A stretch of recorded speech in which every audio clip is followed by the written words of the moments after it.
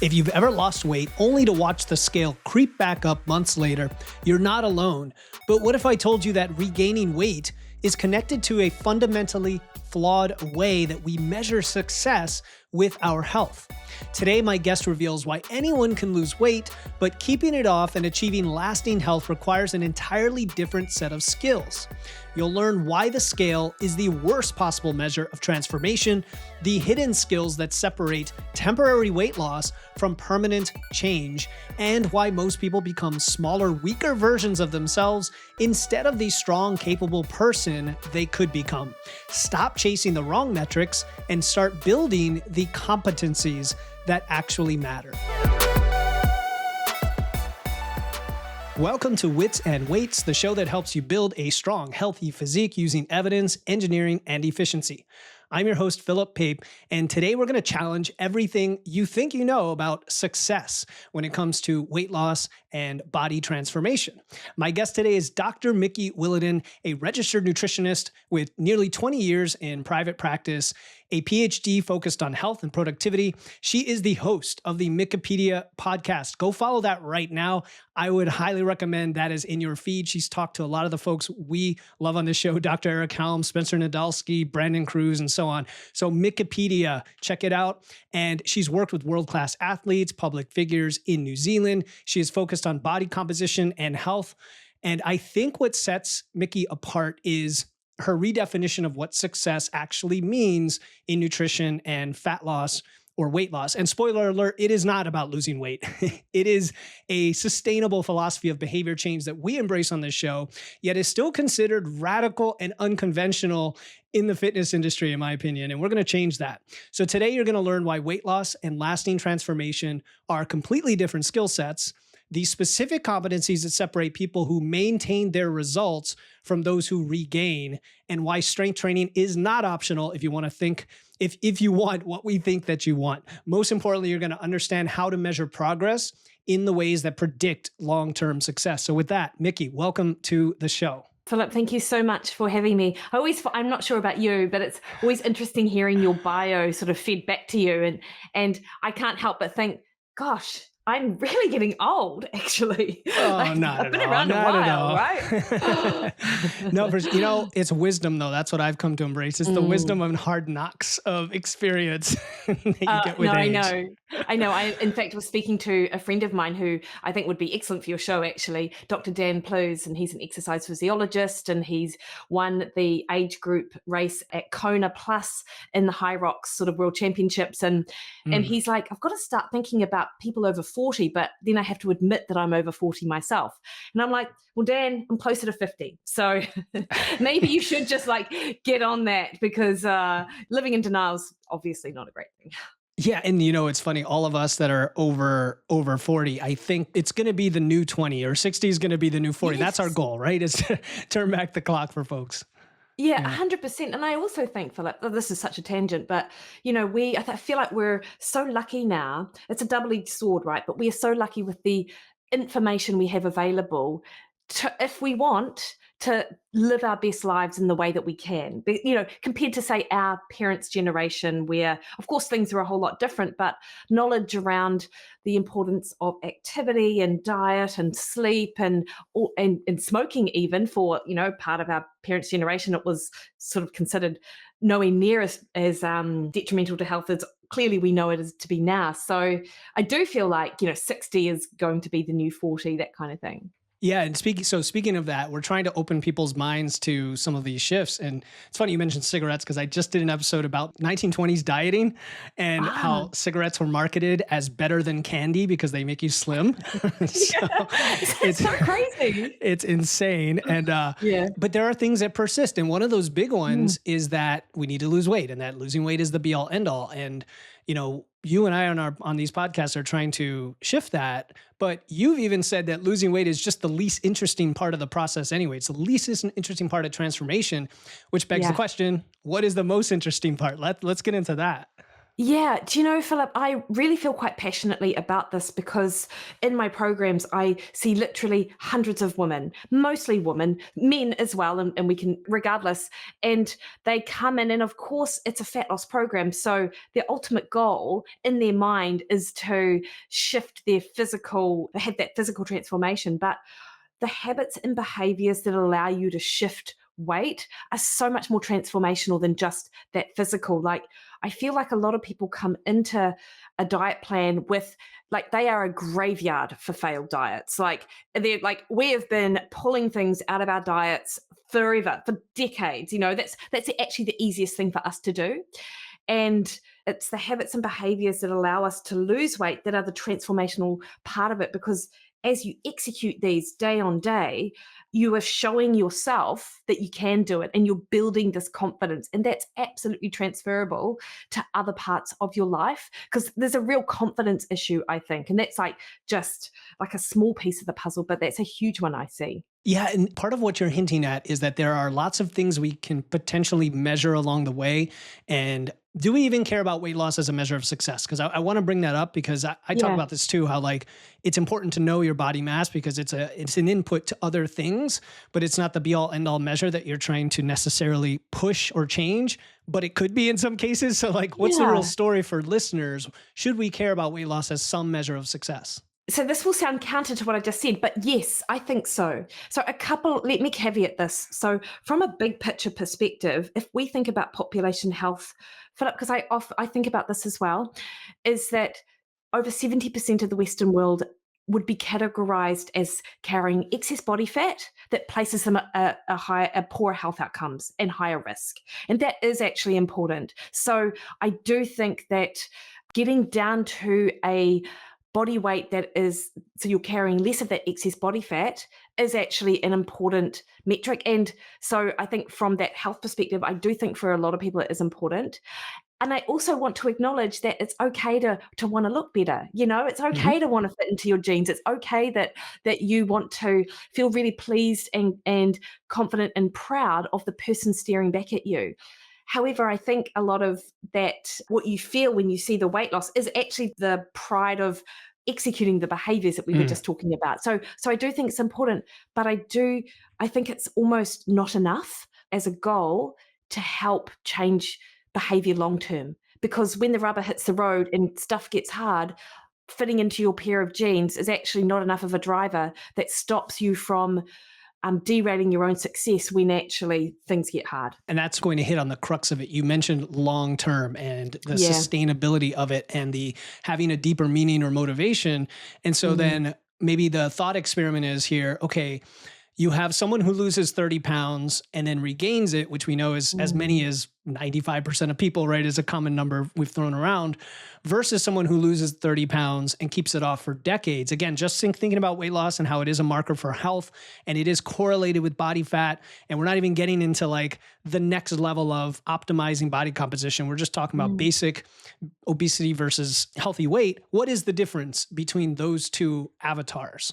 Someone who yo-yo diets with losing the weight just to regain it, I mean, they do place themselves at risk of the health, the like cardiovascular disease, type 2 diabetes, these chronic diseases that people who carry excess body weight are at risk of anyway. But more importantly, when they lose that 30 pounds and they're not regain, they might lose muscle mass whilst they're losing that body weight. But when they're regaining that body weight, predominantly they're regaining body fat. So they actually end up overshooting on their body fat, maybe even having more body fat than when they started, because across the course of that weight loss, and people who are generally more likely to regain the body weight probably didn't have in practice some of these best practice ways to lose the weight in the first place that helps protect muscle, so they're at a much higher risk of these diseases. And importantly as well, like, I mean, muscle is a reservoir for glucose. Like it is the thing that helps protect our basal metabolic rate and our ability to exist on a higher calorie level. And so it just makes it harder in the long term. And you compare that to someone who loses weight and is able to keep it off, like they're much more likely to have sort of done it in a way that allows them to protect their muscle mass, allows them to protect their metabolic rate, allows them to still live their life while they do it. And I think that's really important because you've got to learn how to lose weight in the real world because life is always going on around you. So there are three massive takeaways you just said that I couldn't sum it up better myself for the listener. One is the concept of body fat overshooting is important. I think I first heard about it with Layne Norton's Fat Loss Forever back in the day. Right? So It's great. classic. And, in some of the studies, some of the science has changed. Like we may not, for example, create all these new fat cells like we used to think and little things Yeah. like that were changing. But the idea that we see this with Ozempic now, you could have massive muscle loss because you're not doing anything to protect it and you're losing at a very fast rate. And then what you regain is fat makes it harder and harder. And muscle being the foundation because of its carb sucking, its glucose sucking capabilities as a sink for glucose and increasing your metabolism. And there's a million other things, Mikki, which, both you and I talk about. And then the fact that it's sustainable. So Yeah. a lot of people don't think the fact that when they're on a diet, they can do it in a way that doesn't feel like misery and they can do it at a rate of loss that makes it feel like, okay, I'm pushing, but I can do this. And it doesn't feel like I'm cutting everything out, like you said before. So I just wanted to reiterate for the listener how important those three takeaways are with success and sustainability versus not. So what that leads us to now is what are those skills? What that separate temporary weight loss from permanent change? And maybe you want to start with one that people struggle with the most and we can go from there. Yeah. Okay. So this might be it's not a skill necessarily, but it's a bit of a mindset thing, I actually think, Philip, is that Okay. sometimes we are sold in the diet industry that it should be easy or it's easy to lose weight. And, it's simple. That it's not actually work. And the reality is, if you give someone a diet plan and an exercise plan and they follow it, they will absolutely lose weight. I think people need to think about dieting or improving their body composition so like it is a set of skills the same way it would be if I was to take up guitar playing right now, having never Mhm. ever like of course I've touched a guitar, but like have never actually learned how to do it. And so part of learning how to play an instrument or a sport is learning the fundamentals, putting into practice, and then putting in the hours of training day after day. Like dieting is and eating is a skill, and I feel like people feel like they should know how to do it just because they eat, and you just can't. Like you underestimate the work that's involved. So actually it is hard work to change your diet in a way that is sustainable and keep that weight off. So I think accepting that it's hard work, accepting that there will be periods of time where it feels relatively easy, but there are periods of time where it feels a whole lot harder, accepting that there will be pockets of time where you absolutely go off the reservation and eat,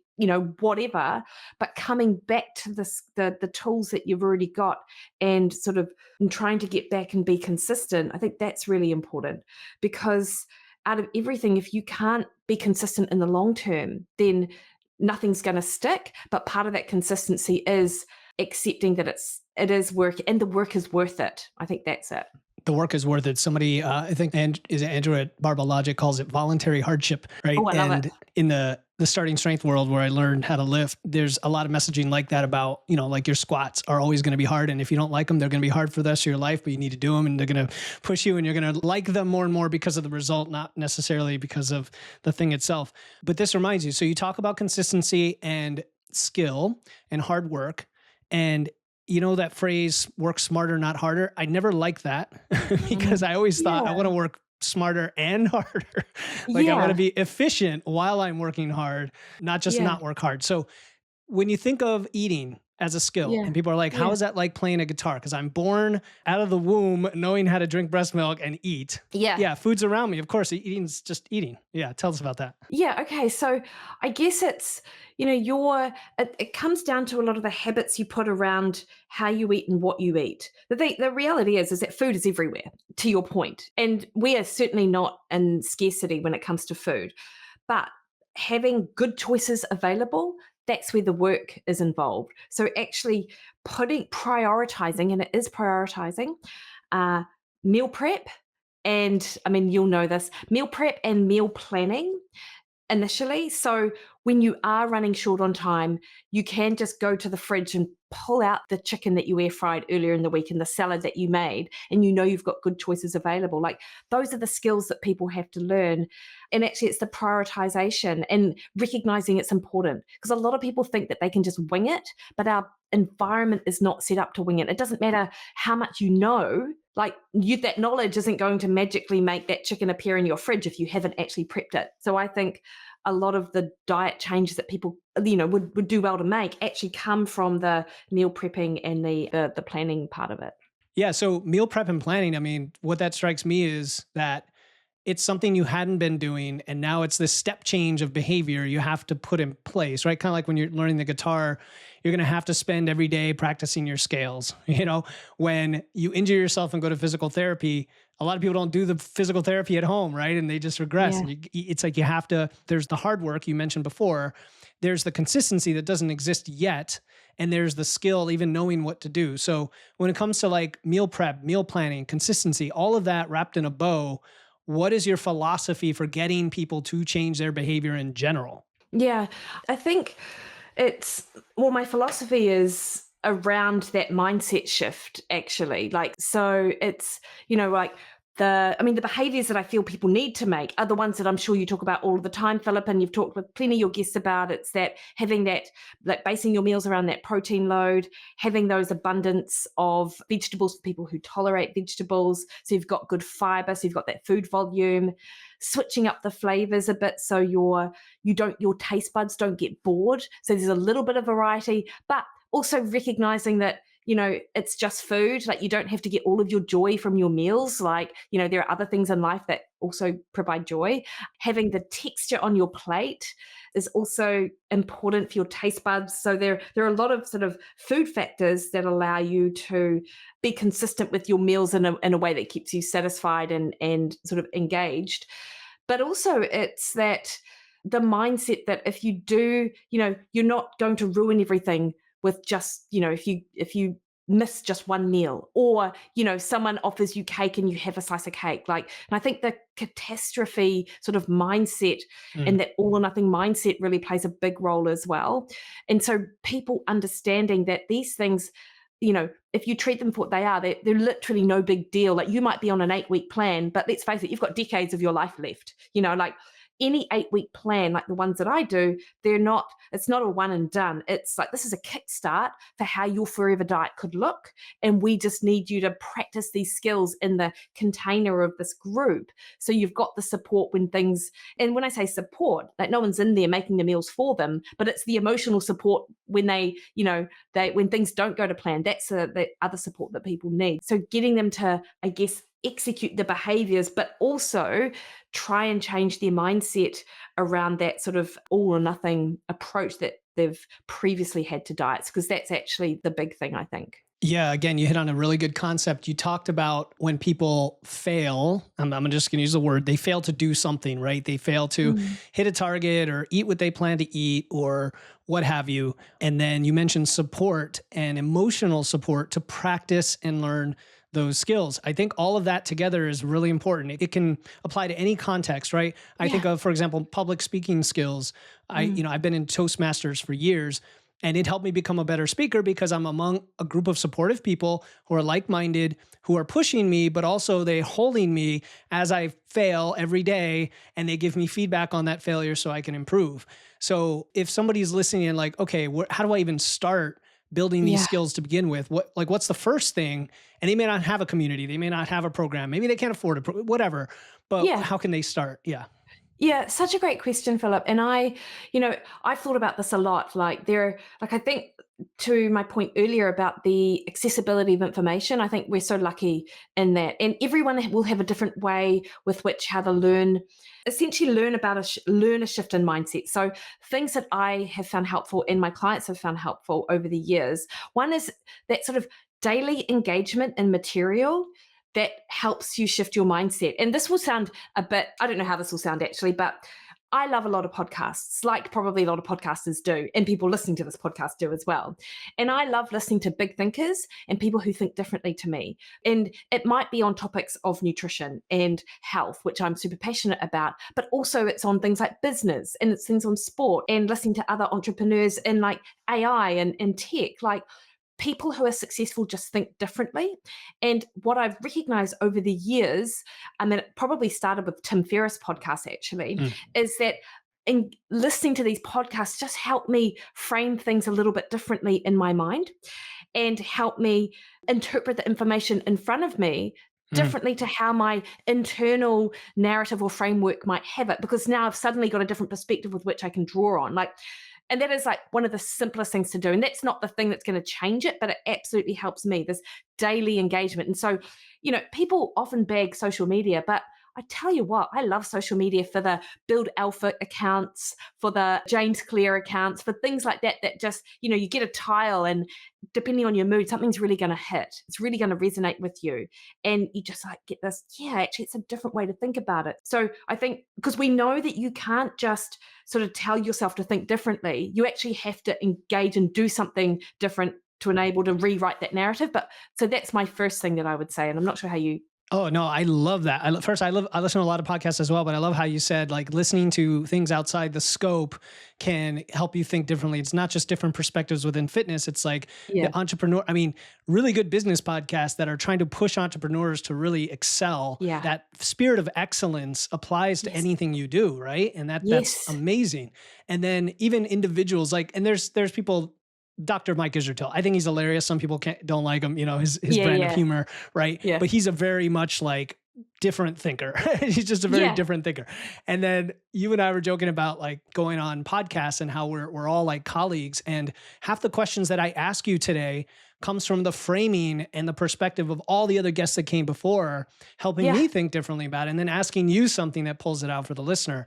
So for the listener to have that shift on today's conversation, one of the things that you are big into is building that identity around being a health-oriented, a strong person rather than a dieter. Like that's one perspective Yes. I think is different for the listener, is not trying to be smaller, squishier version of themselves, I think is what you said, but Yeah. trying to be health-oriented. And I guess, how do people make that shift? Yeah. And I feel it's like, you're right. Like, it's building a better body composition. And this is one of the things I talk about as well. Like, when you're building something, you've got to actually add things in. You can't just strip away. And I think thinking about it a little bit like that, thinking about yourself like you're the athlete you are. We are human. We are athletes. Like, literally, like, this is what a whole human race, we should be athletes. So what is that athlete mindset? And it is more than just thinking and listening. Like, people will hate this, but I think writing stuff down, I think reflecting on your day to day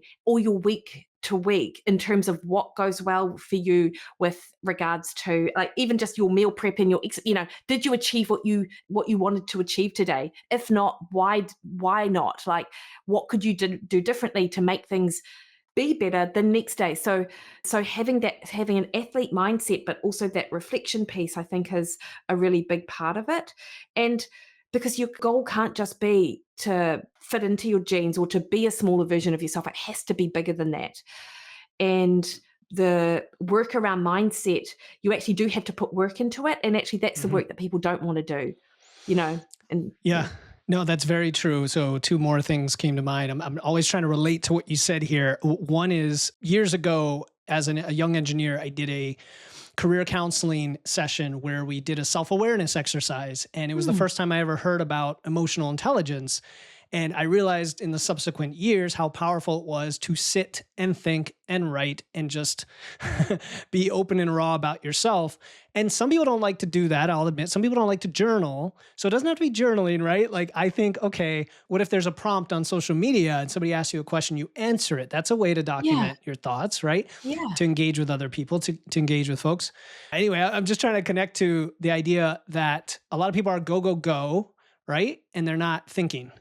So, Philip, what do you think about voice notes? And I've been thinking a bit about this actually, because we know that when you put pen to paper, it actually changes the activity in the brain that almost cements something a little bit more for the person when they're writing something down, which is often lost in our world of, keyboards and computers. But I do think the act of actually saying something out loud can be pretty powerful for someone as well. So, journaling isn't about then having to go back and read what you write. Like, no one loves doing that. But maybe, and the same with voice notes, maybe even just voice noting when you're out on a walk, having a couple of key phrases or mantras, or even just saying out loud what went well today or what could have done better today. Like, I think that could also work for some people, but I'd love to hear what you think, actually.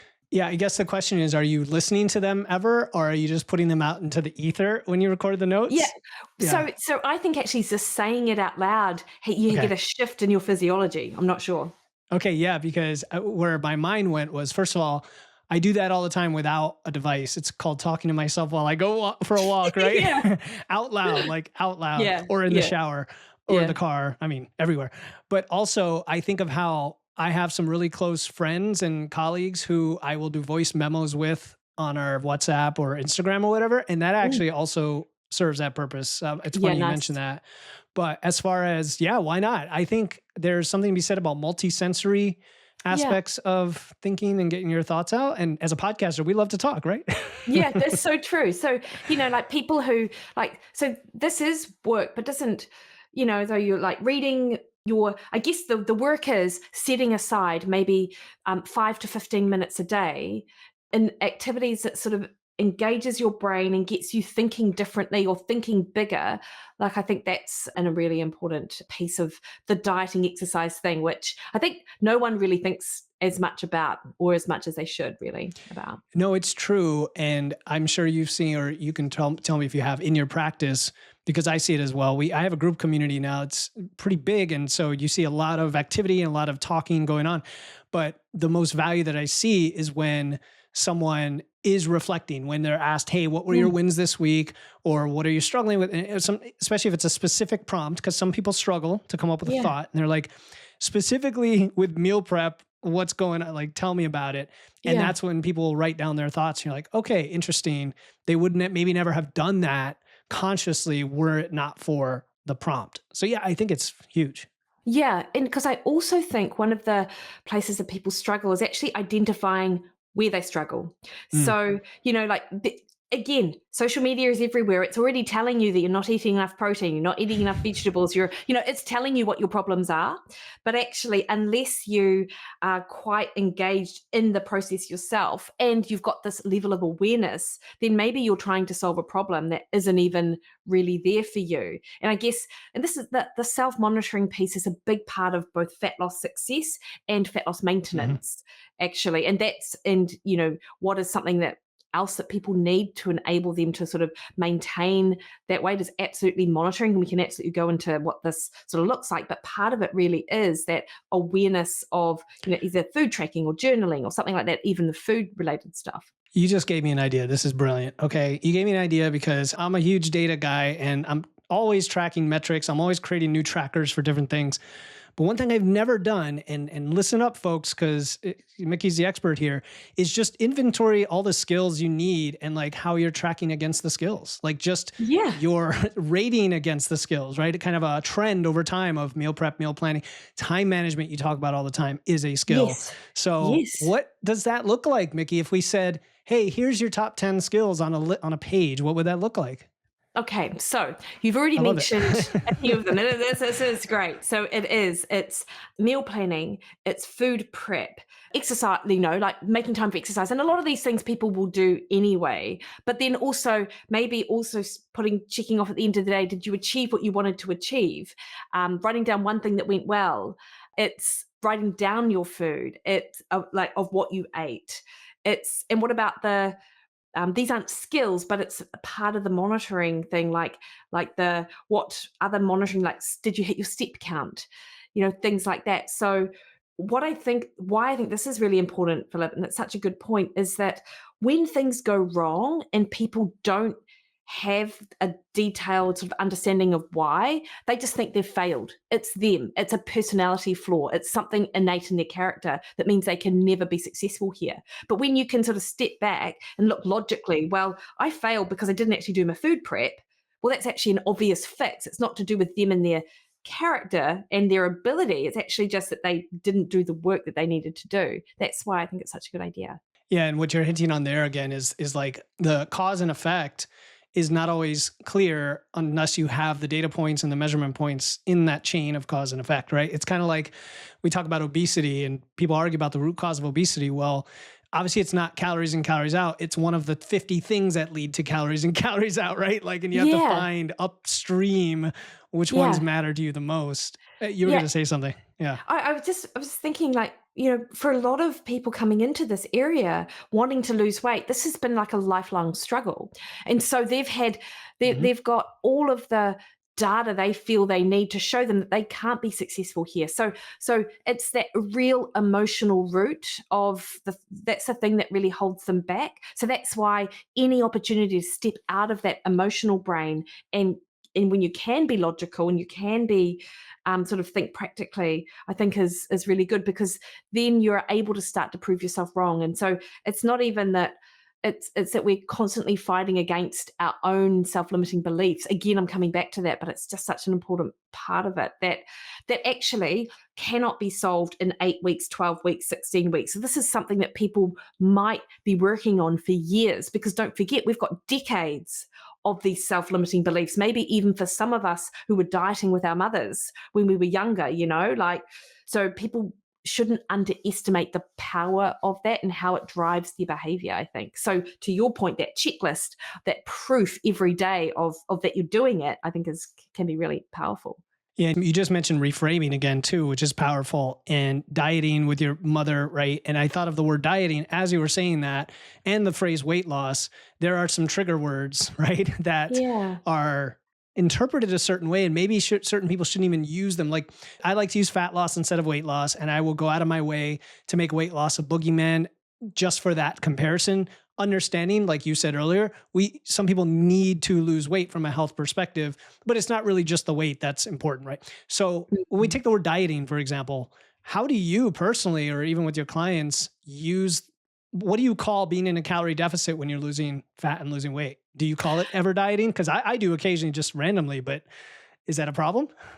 I don't think so. I saw a Yeah. hilarious meme the other day by someone saying, I showed myself that I was born in the 1900s when they said I was going on a diet and I wasn't in a calorie deficit, which did make me laugh, because it's so true. There are some things we are not able to say in our profession anymore. Like Yeah. I'm not allowed to say that there are good and bad foods. Philip, let's be Yeah. clear. There are good and bad foods. Yeah.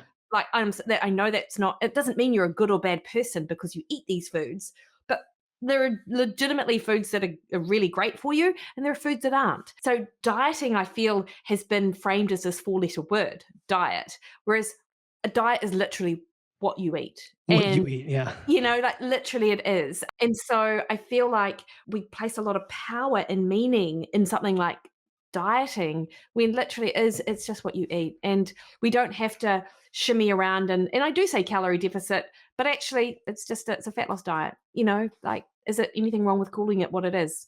So I just don't like to give a lot of power to these things, I guess. Yeah. Yeah. No, I agree. That's why I ask. Yeah. Yeah. Yeah, for sure. And I heard you talk about the good and bad food thing with who was it with? Was that with Brandon DeCruz, or did Lyle McDonald come on your show or Yeah. no? No. Oh no. I'd love No, to no. talk to it like Yeah. he's a huge He personality. You were talking with someone about it, and Yeah. all I was thinking is, oh, I've done that. I've said how like talking about the rigid versus flexible restraint literature does look at moralizing food, and labeling food for some people Yeah. can be an issue. But at the end of the day, like we make more of it than it should. And in the fitness industry, I noticed there's a back and forth of like boogeymen. So as soon as Yeah. somebody says there's good and bad foods, that's a boogeyman. Now you shouldn't say good and bad foods is a boogeyman, and then it kind of goes back and forth, uh, which is funny. But okay, so that's reframing, and then eating more food but fewer calories, right? We talk about food Mm. volume as another important thing, and I think that's a skill as well that's very underrated, but also extremely critical. So, what are your thoughts on that concept that confuses people because they're like, eat more, lose weight. What are you talking about?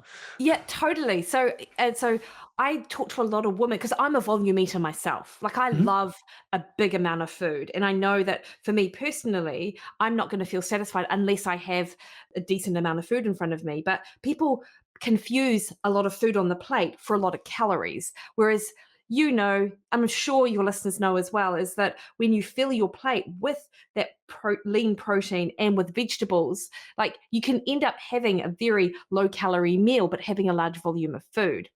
And I think people equate fat loss with having to eat these like little tiny portions of food that never satisfy their appetite. And so they're always hungry. And I think hunger is actually an important part of someone's fat loss journey, and it's okay to be hungry, and in fact Mhm. it's not a bad thing. But to be constantly hungry and distracted by food, and this is all you think about, like, and your meals are tiny, like, that's a problem, and it's unnecessary as well. And people don't think about energy density of food. Like the meals that you and I would advocate people eat are low energy density, but they've got quite a few, like, they're really nutritious, but they've just got a low amount of calories. Whereas something like a sandwich might look like a smaller, like it's less energy dense because it's a tiny bit of food, but actually it could well be far more calorie dense or far more energy dense, but it's not going to hit the same satiety signals in your stomach. So that's something else which people need to get their head around, because you don't have to be miserable, to your point earlier. When you diet, you can eat a decent amount of food. You just got to make better choices that allow you to do it. And on that food choice skill, because there's another skill on the list, is like Yeah. how to select food. Even if you're eating a lot of whole foods, energy density can even vary, right? Like nuts are Yeah. very energy dense. So Yeah. you got to be mindful, and mindfulness is important. What are your thoughts on, in this world where we have AI, Yeah. using AI to help with that? So in other words, this is your food log, throw it in AI and say, look, something's off here with my energy density. Help me out. Are you up for using those tools? I mean, I think they can be helpful, but I gotta say, Philip, sometimes ChatGPT does a terrible job, an absolutely terrible job of, like, give me 4 meals that have 40 grams of protein, and it's rubbish actually. But I think it's not a bad place. Equally though, even just logging your food yourself on MyFitnessPal, which isn't a great app, but it's the one that everyone uses, like that can give you some intel. And I feel like sometimes people outsource too much of this information to other people. They're like, tell me what's high in protein, tell me what is low in calories. And it's like, you should do Mm, that work yourself, actually. yes. Like, put that, like, this is where the learning comes in. And yes, it does take time to track your food, it does take time to weigh your food. Doesn't take that much time to weigh your food, but whatever. But this is how you really learn. But I do think AI can absolutely be helpful for sure. But I often see what spits out and I'm like, man, I'm glad I know this area, because if I didn't, then I could really be going on a bad path here. It's so funny you mentioned that, because the latest, I've been joking with other coaches about how AI just validates, it tells you what you want to hear. Like I know. I've said, look, rewrite this in the style of so and so, and it'll say something. I'm like, are you sure that's in that person's style? And they're like, oh wait, no, it should be this. And I'm like, are you still sure? And they're like, no, it was right the first time. I'm sorry. And it just I like tells you know. what you want to hear. I know. And then It's funny. I guess the latest episode of South Park is all about ChatGPT, like just telling you what you want to hear. And that reminds me of, when you said the meal planning being rubbish, it's like, if you never in the first place understood energy density and what your options are, you don't know what to trust. I Yeah. suppose once you have that baseline level of knowledge, then the information coming back, you can validate, okay, I forgot about that. Thanks, ChatGPT, for the idea of tuna in a can. Like I had forgot about that or whatever. Yeah, totally. Yeah. So And that's I good. also Yeah. I also like that you asked about the energy density as well, Philip, because what I feel like, the Mediterranean diet gets a lot of airtime, and Mm, I love the concept, albeit there is no such thing as one Mediterranean diet, and I'm mhm. sure you've talked to people a lot about that. However, people can get it in their head that it doesn't matter how much olive oil they use on their salad, and it doesn't matter how much Right. avocado and almonds and things like that. So that's, and I think actually, like, a lot of people think they sort of quote unquote know how much they're eating. But honestly, if you're listening to this thinking, but I do a lot of what they're talking about and I'm not seeing success, But if the one thing you're not doing is weighing your food, then that is that thing that you need to do, because it's actually like even the most skilled individuals get like a serving of peanut butter wrong. Like that's the easiest thing in the world to get wrong. And it's the most disappointing thing in the world to see. But when you understand how much like an actual serving size is, it really can change the game with regards to your success as well, right? Yeah, you're hitting on the dichotomy or the difference between restricting what you eat and saying I can never have this versus the amount. And to me, the Yeah. amount gives you way more flexibility than restricting the list, right? And that's the premise. But you're right, carnivore, keto, all these diets do go off the premise that, hey, you're going to be full, you can eat whatever you want, that's going to control the calories. And that may be true, but you're restricting a bunch of foods. So you got to take Yeah. into account that piece of it, right? Yeah. Yeah. So you mentioned logging and tracking. So I'm also a big fan of that. And I know there's people use tracking and counting calories and weighing food as like boogeymen. And in reality, it takes like Mm. seconds a day once you get used to it. Like it doesn't take long. Just real quick shout out, Macro Factor. I know you had Eric Trexler on, Oh, amazing. and Yes. that's the app I love to use. So I always Yeah. tell people about it. I have a code, Wits and Weights, 2 weeks free. Anyway, it's a great app. I've used it since launch. And the reason I like it, Mikki, is because it estimates your expenditure from your food and your weight, which Oh, other amazing. apps don't do, right? So then Yeah. okay, I'm burning this right now, so now I can get my targets. Yeah. Yeah. But anyway, another hot topic is rapid fat loss or rapid weight loss. Yes. And I know you've been critical of like all these coaches that are focused on that because it's such a easy thing to market. And you have like, speaking of Lyle McDonald, he has a famous RFL protocol. I've had Bill Campbell on who Yeah. has some protocols, and I did a challenge myself and talked about it. And people come to me like, I want to do the rapid fat loss thing. I'm like, are you training? Are you already tracking? Are you eating your protein? Is your mental health good? Like all check. But people just want to lose weight. So that's what they think of it as. So go. Yeah. What are your Okay, that's thoughts on that? great. So, first of all, I actually, and this might be counter to what you think, I Okay. love a rapid fat loss Yeah. Cool. approach. Absolutely. Mhm. Equally, I love Lyle McDonald's work and Bill Campbell's work, and I'm 100% with them. So the Mhm. things which the diets that I rally against are the ones that focus solely on. So to your point, Lyle's is rapid fat loss, Mhm. whereas the accelerated weight loss that Mhm. occurs through aggressive calorie restriction and discouraging people from strength training, like that's the type of Oh, like fat loss. Optavia, you mean, and programs like that? Yeah. Yeah, okay, yep, Yeah. there's one, totally. I came across one, Philip, called the human being diet that's really big in Yeah. the UK. Same thing, like you eat nothing but vegetables for 2 days, and then you eat vegetables plus a tiny amount of protein, no exercise allowed. Um, Same, there's another one very similar here in New Zealand as well, like, and you literally see people just have this accelerated weight loss, and they look no healthier, and then they're in that position that we talked about earlier of losing 30 pounds with losing like over 40% of their muscle. And so that's what I rally against. I do think though that there is a place for that aggressive calorie deficit drop when you protect muscle through Mhm. protein. Like I use a protein sparing modified fast approach in my group program, and it's so Mhm. successful. And you've got that strength training component. Like I think there is absolutely a place for that.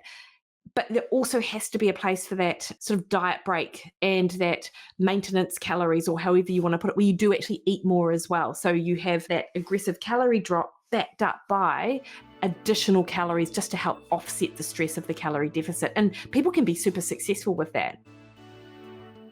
Hello, I am Berkeley, and I wanted to give a huge thank you to Philip of Wits and Weights. He has helped me so much, gave me a completely free 30-minute call where he answered all of my questions, gave lots of great insight into programming and nutrition. All of his content is really wonderful. He has a great Facebook group that is supportive and informational. He has tons of free resources that I really enjoy, and they're all super science-based. What I really love about Philip is that he always updates his guides, and he makes time to answer any questions. Even though I am not currently a paying client, he really has helped me so much, and I'm just so grateful. Yeah, no, I totally agree. You're making the distinction between weight loss and fat loss and skills versus chaos and just, I mean, again, we see with the agonists, right? The GLP-1s, the Yeah. dual agonists as well. Now there's a new one coming, a triple agonist, where if you don't have that support, like I know you had Spencer Nadolsky on, and he's a big Mm, advocate of lifestyle with the drugs, lifestyle mm. with the drug. Like you got to do both. And I have a lot of clients as well who are on tirzepatide or something, and they maybe have a goal of eventually coming off, but you've got to get the lifestyle going. So the rapid fat loss is the reason I wanted to ask you about it is because we're talking about skills. And to Mm. me, that's like the epitome of pretty dialed in skills. Yeah. Would you agree? Like, what are the top skills that come out in your mind to do that successfully, and as opposed to somebody who's not ready for it? Yeah, so I think you've got to be, so I think there has to be a lot of discipline actually with it. Mhm. Discipline and because you've just got to put in the work, but you've got to mentally, I think strength training is absolutely critical. So having that already dialed in or being prepared to sort of begin is super important.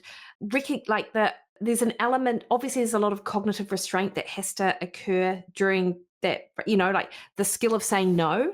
I think that's really important because people will be offering you food, or you'll be, in situations where food will be available, and you really have to sort of stay sort of focused on the task. I think you do have to be prepared. All of those things that we talked about, I think, are necessary skills for someone doing a rapid fat loss approach. And then also, and this is where I see people getting a little bit stuck though, Philip, is that restoration piece, whatever that looks like, that's just as important as the aggressive fat loss phase itself. Because if you go too far down the rabbit hole, then you can get yourself in that metabolic hole where you are absolutely, you're in this aggressive calorie deficit place where hormones start to get disrupted, and sleep and energy and hunger and cravings are all sort of ramped up. So it's that recognition of how far, what's enough and how far is too far. So you Mm. actually almost have to be disciplined enough to eat more afterwards, actually. Yes, that's a great point. I mean, all of what you said, and by the way, I love eating more seafood when I'm doing something like this because Oh, nice. like scallops, Yeah. it's just pure protein. But Oh, lovely. strength training, we've alluded to it throughout here.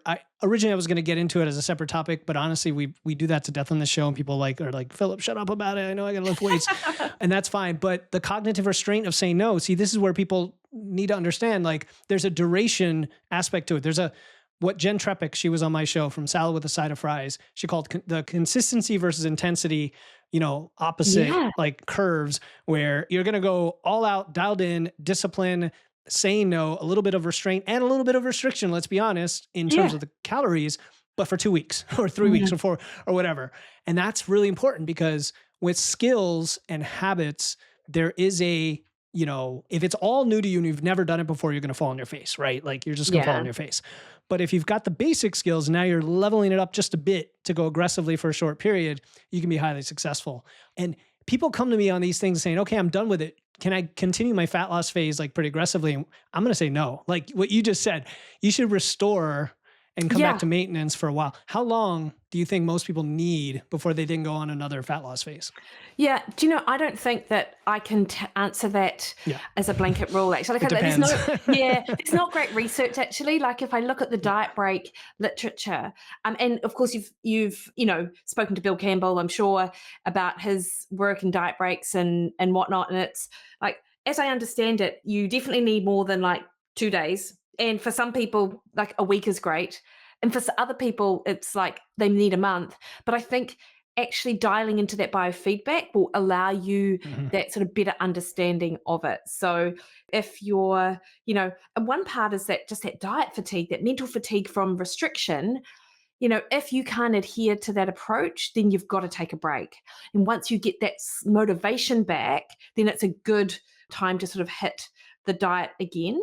Mhm. But that little middle piece, what people don't understand, I think, Philip, is that actually maintenance in of itself is still a dialed in approach to A skill. nutrition. It Yes. is. It is not free for all. And this is where people fall down because they are either on a diet or they are well off a diet. And there's never that middle ground.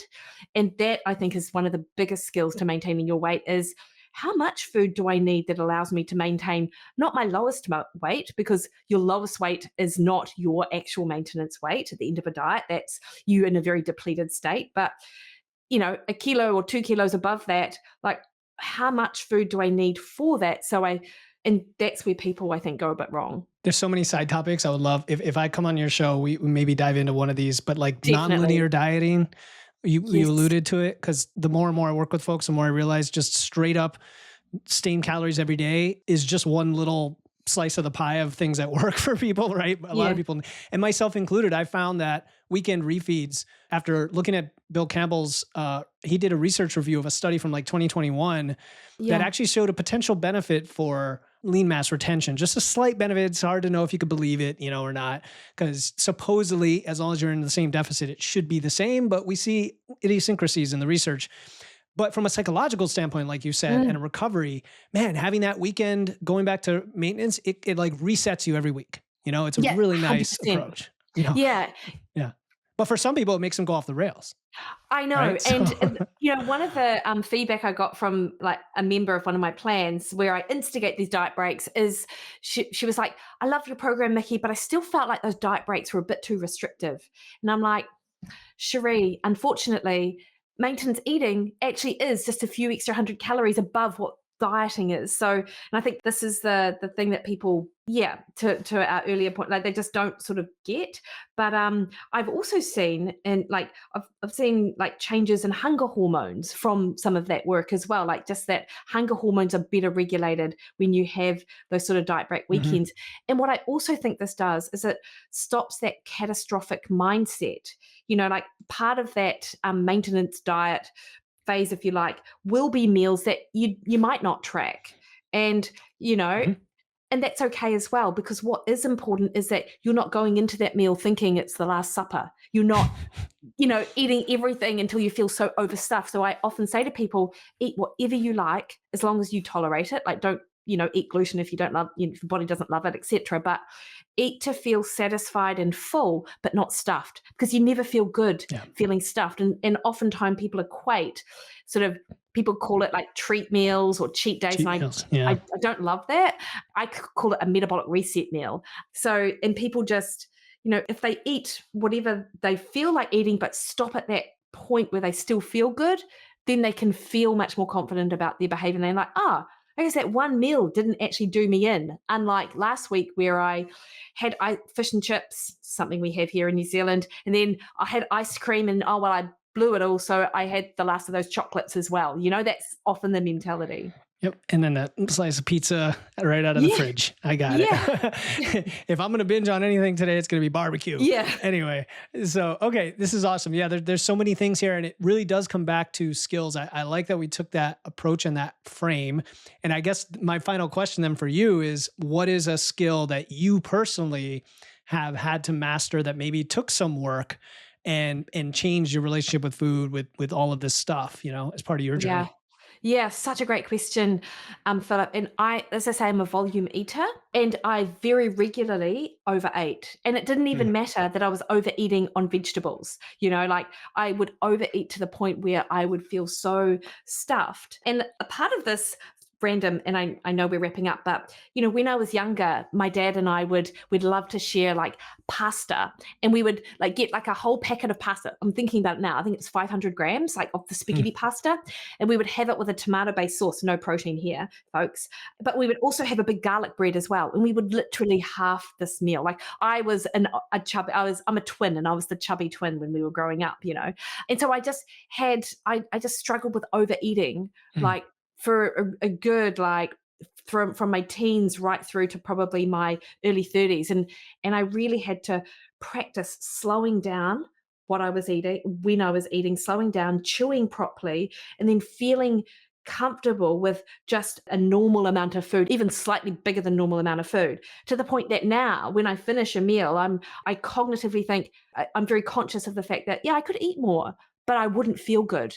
And so I just have to actually actively remind myself of that. And again, it's still a work on for me. And I get it right probably 95% of the time, but I still will overeat on that other 5%. And I feel terrible. And I guess I'm lucky that, if you overeat 5% of the time, I know that that's actually no big deal, but also I have a palate for foods, which the things that I overeat on tend to be sort of those foods that you and I like, we advocate people eat. You still don't feel great, but Yeah, so that's it's not a interesting. good habit. Yeah. Yeah, I know somebody who does that with apples. She just could eat like a dozen apples in a, like, and you think, okay, no, they say nobody ever gets fat eating apples, but you can overeat. And also, Yeah. like you said, the biofeedback and the hunger regulation and how you feel and digestively is an important factor. It reminds me, like for me, that's alcohol. And I'm sure a lot of people where I almost never drink now because like you, I drink so infrequently that when I do, it exacerbates or it reminds me how stark the contrast is between how great I feel when I'm not drinking versus this, like, why did I just do that for a little bit of pleasure in the moment, that hedonism that we all have. But again, if it's 5% of the time, don't beat yourself up over it. Like you said, it's okay. We're human. These things happen. And maybe it continues to reinforce why you don't do it 95% of the time. Yeah. Philip, do I have time to just say one other thing? Yeah, please go for it. Let's do it. So as you mentioned in my bio, like I've been doing this for 20 plus years now, and I have a science degree, and so it's in nutrition, and then that's what my postgraduate work is in. So I'm not a macro coach. Like I never did that weekend course or whatever that people do, or do personal training or whatever. So I never used macros until about 5 years ago, actually. So I counsel people a lot on what a plate looks like rather than what's in. But for my headspace, though, I would also catastrophize foods off plan. So I was very restrictive up into my 30s as well. And it wasn't until I started tracking that I realized that sharing a serve of hot chips or French fries with my husband wasn't an 800 calorie blowout. It was actually like 150 calories. It was nothing. So actually it allowed me to be less restrictive and more flexible. So I think for some people, and this was a lesson that I learned as well, which I'm so grateful for, is that it allowed me to be way more relaxed about my food than I ever have been now in my late 40s, which is really nice. That's so good, right? Because there's so many anecdotal but false narratives about the obsessiveness and the OCD and the restriction you get from tracking, yet none of it is supported by the evidence unless you already had that in you for other things. Yeah. And I love what you just said, because it made me think about the pork tenderloin that I like to have. Yeah. The first time I tracked and realized it was quite lean, and I never thought it was because it tastes fattier than that. And you're like, whoa, I could actually eat twice as much for what I thought. And that's kind of a cool concept. I mean, to explore for people, because then it also lets you play with swaps and say, okay, I can swap this for this. Listen to what Mikki said about food volume. This thing has more volume, but it's pretty much a similar food that tastes just as good. So boom, that's a win in my book. I totally agree. And it just allows people it allows them to move further away from that sort of narrative of I can't eat this and I can't do that. Because logically, when you count calories and put it in and it all, like, when you're able to sort of see it for what it is, you're like, I can have that. So you're just further proving to yourself when you do the exercise that actually you can probably be way more flexible in your mindset, which is ultimately the goal, really, when it comes to how you eat. That's it. Skills, flexibility, sustainability. Love it. Mikki, this has been a blast. So much fun. And listeners know they can find your podcast, Mikkipedia. We're going to link that. Is there anywhere else you want to send them to learn more about you and your work? Yeah, amazing. Thank you so much, Philip, for the chat. I love chatting to like-minded people. So Instagram, I'm pretty active on the socials. I try and translate concepts into language that people understand, and I'm a bit of a geek, and I just share my life actually on there, which I love actually doing, because I feel like it's nice to be sort of transparent. So that's at Mikki Williden on Instagram. Awesome. Instagram. Yeah. And your content's really good. And it's just kind of natural. And I want to learn from you in that regard, because social media is not something I ever really got into. I love the podcast. So it's good stuff. And a lot of today's discussion about skills is based on some of your recent reels. So folks, go check out and follow Mikki on Instagram at Mikki Williden and check those out. They're not just fly by night, like post for post's sake. She actually has really good insights that you're going to be blowing your mind on a regular basis. So Mikki, thank you for coming on Wits and Weights. It's been a pleasure to have you. Thanks so much, Philip. Really enjoyed it.